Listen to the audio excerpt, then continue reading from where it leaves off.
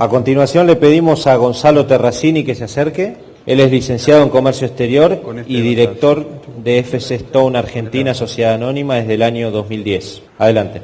Bueno, buen día a todos y gracias a Global y a Sebastián por haberme invitado a participar de este seminario. Bueno, yo creo que ya Eduardo nos presentó un poco el corto plazo, hay un poco de loma de burro, baches, vidrio picado, pero bueno, vamos a ver un poco más el largo plazo. Me pidieron que hable de cuánto puede crecer la demanda en los próximos años, si solo la demanda depende de China, y creo que las noticias son positivas para el sector, así que bueno, basados en algunas consideraciones que tenemos que tener en la próxima década, el crecimiento, como mencionaba Fraquia, lo lidera China, con tasas del 7,5, India, el sudeste asiático y algunos países de Latinoamérica. Como vemos, estamos por acá. África es otro potencial motor de la demanda que vamos a enfrentar en el largo plazo. Otra consideración que tenemos es el precio del petróleo para el sector nuestro, en $120 por barril. Eso crea algunos incrementos en costos en la agricultura. Vamos a ver una expansión en la producción de biocombustibles.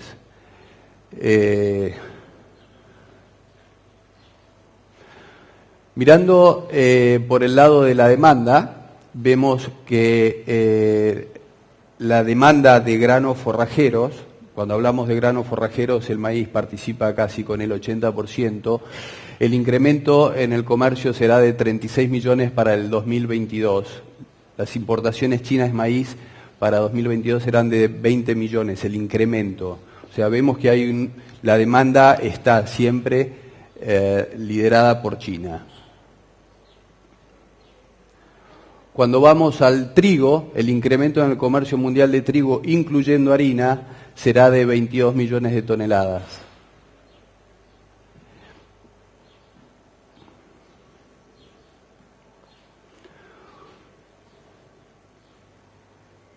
En este gráfico podemos ver todo el complejo oleaginoso, granos forrajeros y trigo. El crecimiento económico y crecimiento de la población en países en desarrollo harán crear la demanda de aceites vegetales y proteínas. Acá vemos la demanda por países y vemos que China es el que siempre lidera, igual que en el complejo soja, gran parte de ese crecimiento. Las importaciones chinas aumentarán 52%. A 103 millones de toneladas. Va a importar China 103 millones de toneladas cuando hoy está importando 69 millones. Y acá lo vemos en soja, 39 millones de toneladas, aceite 21% y harina 19%.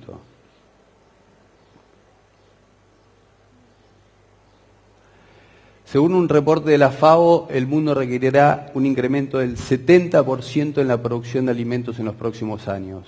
Dependería de algunos países como Ucrania, Brasil, Rusia y otros con disponibilidad de expansión y de tierras, llevar ese crecimiento adelante.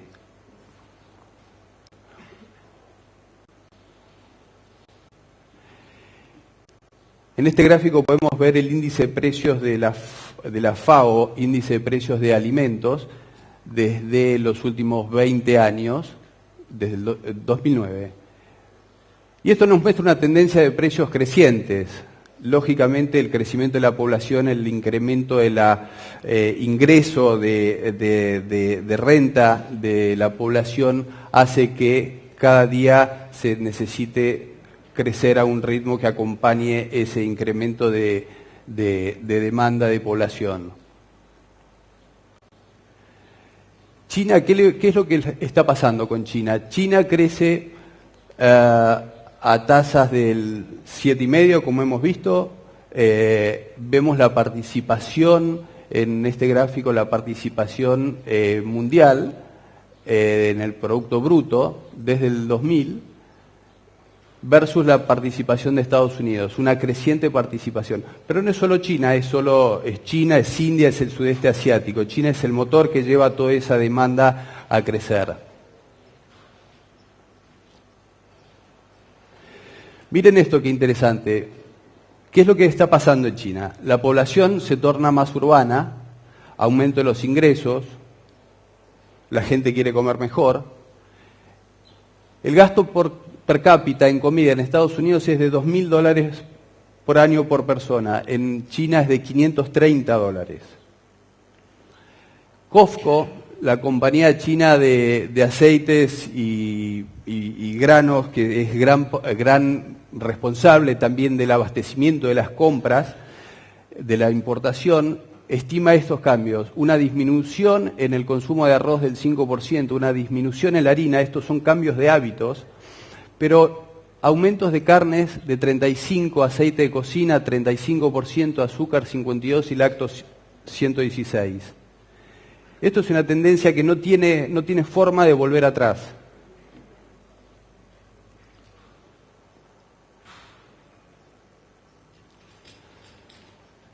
Producción de cerdos en China. China produce más cerdos que los siguientes 43 países que le siguen. Un aumento en el consumo de 10 libras, 4 kilos por cerdo, representaría un incremento de demanda de harina de 3.25 millones de toneladas.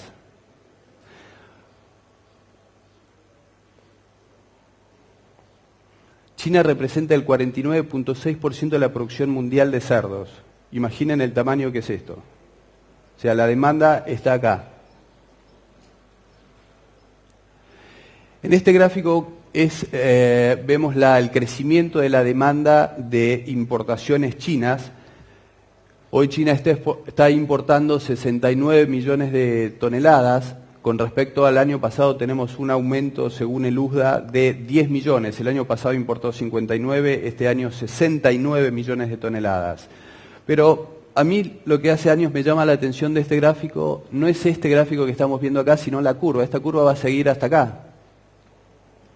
Tenemos que estar preparados para eso, porque no hay muchos países que puedan estar produciendo proteínas o el complejo soja que nosotros producimos.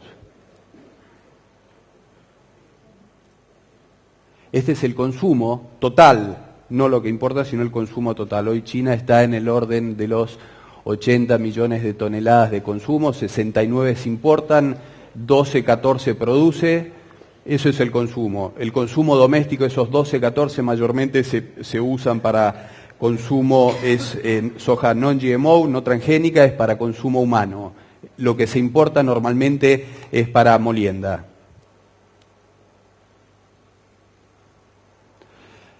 Acá vemos del lado de China la demanda por maíz, importaciones de maíz. En el mismo sentido que vemos el aumento de demanda en proteínas, en soja, vemos también una participación cada vez mayor del lado de la importación de maíz.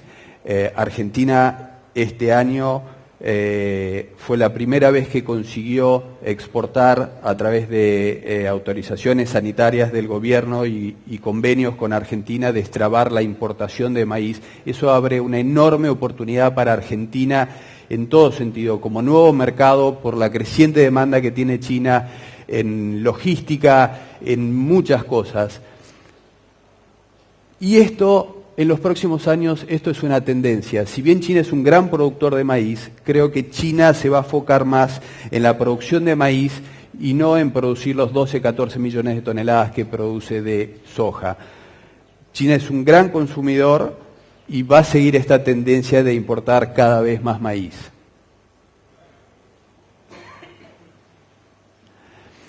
Acá vemos la apreciación del yuan contra el dólar. Bueno, esto es parte de su necesidad de importar no solo commodities agrícolas, sino todo tipo de commodities que necesita para acompañar el crecimiento, y esto es lo que hace que sea un driver de la economía, la necesidad de estar importando constantemente, tener apreciado su moneda. Acá vemos un mapa de las principales zonas productoras chinas de soja. El principal estado productor lo tenemos acá, participa con el 33%. En toda esta área es lo que producen entre 12 y 14 millones de toneladas. China no tiene área para producir soja, no tiene las condiciones, es un dependiente importador y lo seguirá siendo.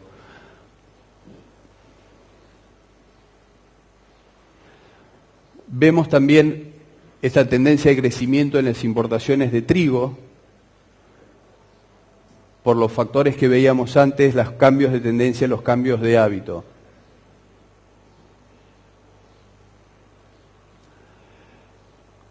En la pregunta de cómo, lo mismo pasa con la oferta, ¿cuánto puede crecer la demanda? ¿Cuánto puede crecer Brasil? Sus costos logísticos tienden a disminuir. ¿Puede haber otros Brasil? O sea, veíamos del lado de la demanda, China es el motor del sudeste asiático, lo seguirá siendo, va a seguir creciendo a las tasas del 7,5, pero por el lado de la oferta, ¿quién puede acompañar este crecimiento? Bueno, vamos a ver un poco Brasil. En nuestro modo de ver, Brasil es uno de los mayores productores y exportadores de granos y proteínas. Brasil presenta sólidos fundamentos para ser uno de los mayores proveedores en los próximos años debido a gran reserva de tierra, gran reserva de agua y clima favorable. El problema que tiene Brasil es la logística, es uno de los principales cuellos de botella, pero a través de participación privada y del gobierno están lentamente tratando de solucionar estos problemas. Lógicamente la producción crece más rápido que las soluciones a la logística. Es como que están siempre corriendo de atrás tratando de solucionar el tema logístico. Este año vimos demoras en los puertos de Brasil de 70 a 80 días. Entonces eso causa algunos problemas y encarece mucho el participar del mercado siendo un importador. China le escapa mucho a eso porque es un alto costo de tener barcos parados 70 a 80 días. Que en definitiva termina castigando al productor. En términos logísticos que mencionábamos recién, vemos estos son los principales puertos exportadores. Brasil es un país de un tamaño continental, desde Río Grande en el sur, Río Grande do Sul, hasta los puertos que se están empezando a desarrollar en la parte de los ríos, Río Amazonas. Tenemos clientes que están haciendo emprendimientos privados en el río Tapajós. El gobierno no llega a esas regiones, tiene que haber emprendimientos privados y clientes que se juntan y desarrollan a través de la inversión privada puertos de barcazas para salir desde Mato Grosso para arriba y llegar hasta el río Amazonas, a donde ya a esta altura ya pueden entrar Panamax. Bueno, vemos que el principal puerto es Santos, participa con el 31% de todo lo que se exporta. Pero cuando empezamos a ver las distancias, entendemos que de Rondonópolis, Mato Grosso, a Santos hay 1.400 kilómetros. Hoy es prácticamente el flete, para que tengan una idea.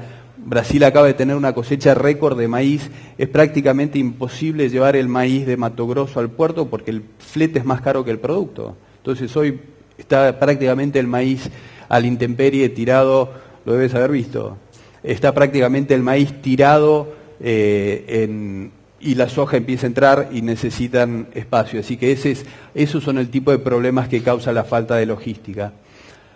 Río Verde, Goiás, 1.020 kilómetros al puerto. Entonces, bueno, lentamente se van creando desarrollos, hay emprendimientos privados en logística, también en Mato Grosso en ferrocarril, se está creando otro nodo de ferrocarril acá en lo que se llama Mapito, Maranhão, Piuaí, Tocantins, y los emprendimientos privados que les decía por los puertos acá en el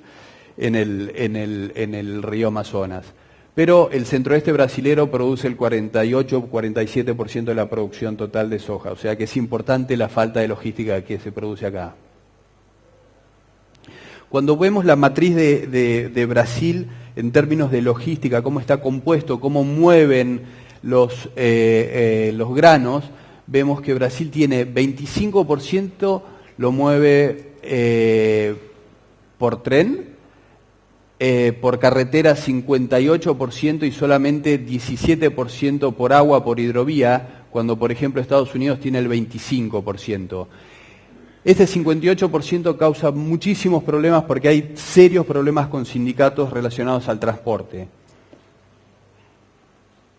Pero de alguna manera también el gobierno busca solucionar este tipo de problemas. Saben que la matriz de transporte logística está basado en el camión, tienen incentivos a través de líneas de financiación, Modern Frota, que es una línea de financiación del Banco Central Brasilero para la financiación, porque el requerimiento, con el crecimiento de producciones que hay, tanto en maíz, en soja, como todos los productos azúcar que necesitan ser exportados, necesita tener un crecimiento, acompañar ese crecimiento de producción. Brasil continuará como uno de los mayores exportadores de granos y proteínas en la próxima década. Brasil debería permanecer como el principal exportador de soja. Hemos visto ya Brasil superar a Estados Unidos como principal exportador de soja y lo hemos visto también superar como principal productor, y este año deben estar peleando cabeza a cabeza la producción con Estados Unidos otra vez. Esto es un cambio, un hito, estamos viendo un hito. Hace 20 años o 10 años era muy difícil creer que Brasil podría llegar a superar a Estados Unidos, y esto está pasando en estos días. Para carnes continuará ganando mercado hasta el 2020. En pollos debería permanecer como el principal exportador. Acá vemos la participación que decíamos como exportador en soja comparado con Estados Unidos. ¿Sí? Le quita participación. Y en carnes, Brasil versus Estados Unidos. O sea, Brasil es una potencia sin duda en el sector agrícola, en todos los sentidos. Brasil es el país con mayor potencial de tierra arable entre los mayores productores de commodities. Excluyendo el Amazonas legal y florestas, Brasil tiene 330 millones de hectáreas, de las cuales 72 millones corresponde a tierra ya plantada y 172 millones a pasturas, según el Instituto de Censo y Geografía brasilero. Acá vemos lo que hoy actualmente está plantado versus el potencial. Lógicamente acá entramos a hablar de todos los temas del Amazonas legal y todos los grupos proteccionistas, pero lentamente hay áreas de pastura que se van incorporando.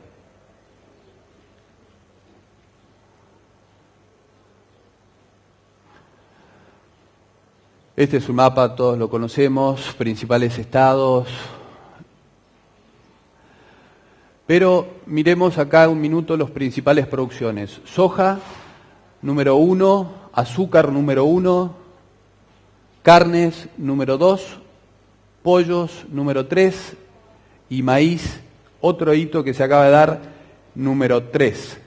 Y el año pasado superó a Argentina en exportaciones. Posiblemente por una situación, una coyuntura particular de Argentina, pero por primera vez Brasil marca otro hito superando a Argentina como exportador de maíz. Esto es en producciones. Cuando lo vemos del lado de las exportaciones, número 1 en azúcar, número 1 en soja, número 1 en pollo, número 2 en maíz y número 2 en carnes a nivel mundial. O sea, vimos la oferta por el lado de la demanda, por el lado de China. China, India y el sudeste asiático van a seguir demandando. Brasil tiene un potencial de crecimiento. Miren este gráfico de las exportaciones brasileras de maíz. Este es el crecimiento de los últimos años. ¿Y a qué responde esto? A que Brasil había puesto mucho foco en la producción de soja. Embrapa se enfocaba mucho en el desarrollo de soja y el potencial en área que tiene en área más el desarrollo tecnológico en maíz es enorme, o sea, tiene un potencial enorme y esto es lo que se ha visto en los últimos tiempos cuando han visto que el maíz de segunda, lo que ellos llaman safrinha, después de la soja les daba una enorme ventaja al productor hacer soja y maíz de safrinha, un maíz de verano. Acá vemos las exportaciones de Estados Unidos versus los otros, el resto de los exportadores. Vemos Estados Unidos perdiendo participación fuerte por los fracasos en producción de los últimos años y la participación de otros, llámese Brasil o el Mar Negro, los nuevos jugadores del Mar Negro. Esto no creo que marque una tendencia, esta curva creo que se va a aplanar acá, porque Estados Unidos es un país maicero y sin duda lo seguirá siendo, pero sin duda hay nuevos jugadores, por ejemplo Brasil y por ejemplo el Mar Negro. Cuando esto es el gráfico de producción de soja, bueno, esto es una tendencia muy similar a lo que pasa en Argentina también, ¿no es cierto? Pero marcando otro nuevo récord, casi llegando a los 88 millones de toneladas, es lo que se está plantando hoy en Brasil.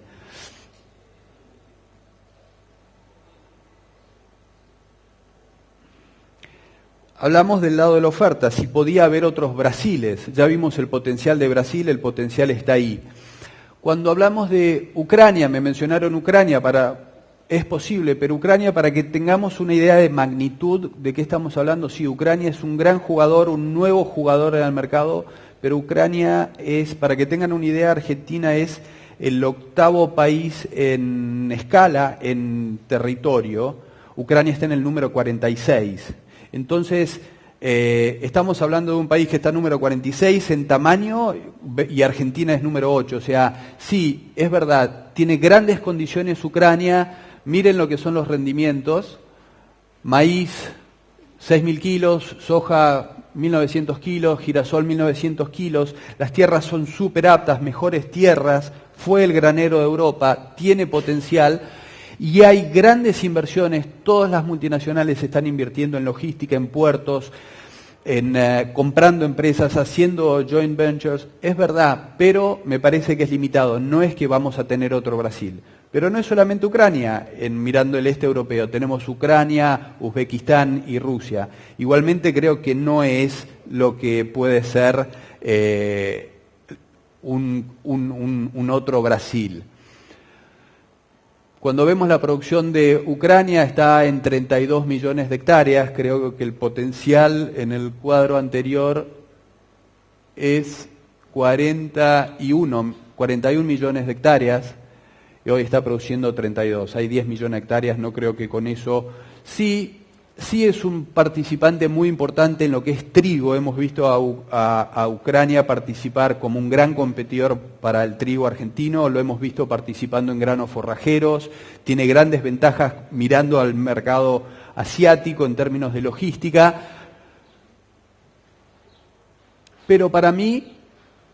Esto es lo que puede ser el próximo Brasil. Si lo miramos al continente africano como un todo, tendríamos que después empezar a hablar de país por país, pero esto es lo que puede ser. Me parece que no tanto el este europeo. Acá me parece, obviamente todos van a decir, me van a querer hacer preguntas. Hay muchas barreras que hay que tirar abajo acá, pero acá hay tierra, hay condiciones y creo que esto es el potencial que va a venir en los próximos 20 años. Obviamente, al igual que en Ucrania, hay corrupción, hay burocracia, es muy difícil el acceso, pero hoy ya vemos empresas argentinas que están en Angola produciendo, vemos empresas brasileras en África produciendo. Entonces, creo que acá están dadas las condiciones y miremos rápidamente algunos números. África posee el 60% de las tierras potencialmente, cultivables, tiene una gran población. África en el 2050 la población será de 2.000 millones. Esto quiere decir que ellos mismos tienen que comer, pero al crecer la economía también crece el ingreso y ellos mismos quieren mejorar sus dietas. Entonces es ahí donde se crea, el acceso al capital está, la tecnología está. Entonces creo que las barreras acá son muy fáciles de que voltearlas y que se produzca ese crecimiento, esa expansión en África. Miren lo que es el sector agrícola africano, crece a una tasa del 2 al 5%. El fondo Fidelity asegura que solo se planta el 10% de los 400 millones de hectáreas disponibles que hay en África. O sea, ahí sí hay condiciones. Cuando miramos las tendencias según FAO al 2020-2022, en términos de precios, ¿qué es lo que dice FAO? Oleaginosos, 500, 550 dólares.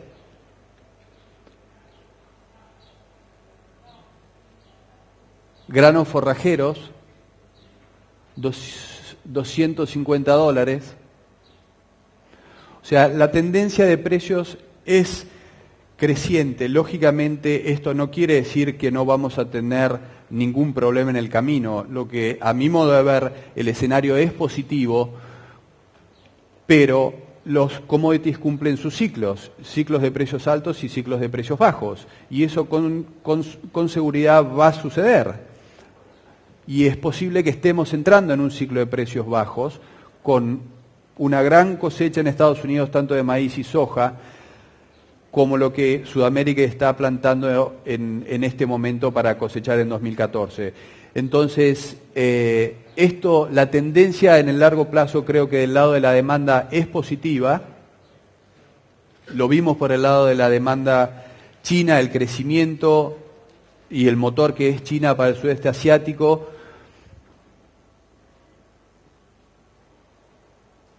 Y la pregunta más difícil que nos hacían es: ¿qué desafíos nos plantea esto como país, como productores?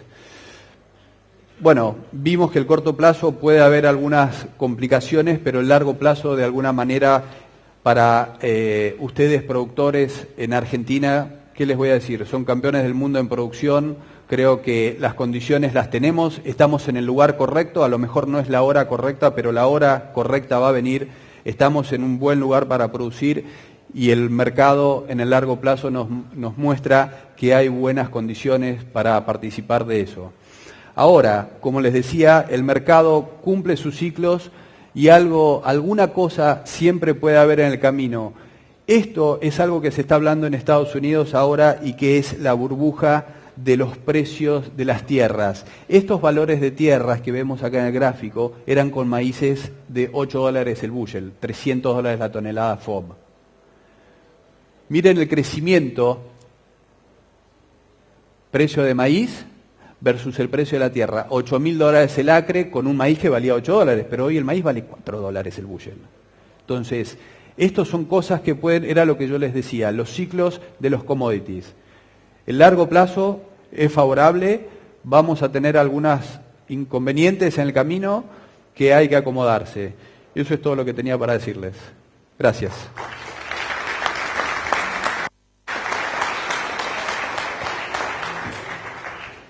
Muchas gracias, Gonzalo.